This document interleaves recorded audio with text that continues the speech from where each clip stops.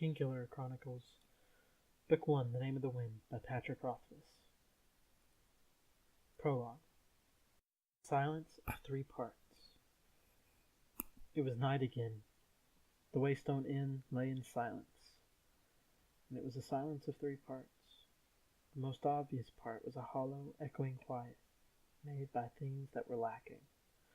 If there had been a wind, it would have sighed through the trees, set the inn sign creaking on its hooks, and brushed the silence down the road like trailing autumn leaves.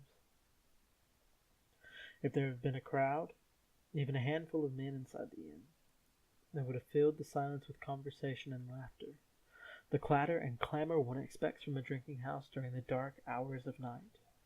If there had been music, but no, of course there was no music. In fact, there were none of these things, and so the silence remained. Inside the Waystone, a pair of men huddled at the corner of the bar. They drank with quiet determination, avoiding serious discussions of troubling news. In doing this, they added a small, sullen silence to the larger, hollow one. It made an alloy of sorts, a counterpoint.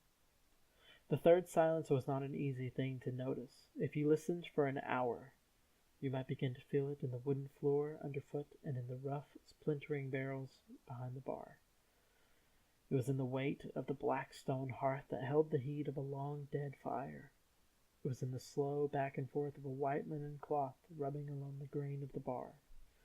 And it was in the hands of the man who stood there, polishing a stretch of mahogany that already gleamed in the lamplight. The man had true red hair, red as flame. His eyes were dark and distant, and he moved with the subtle certainty that comes from knowing many things. The Waystone was his, just as the third silence was his.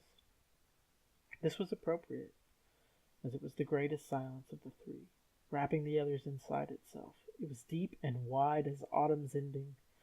It was heavy as a great river smooth stone.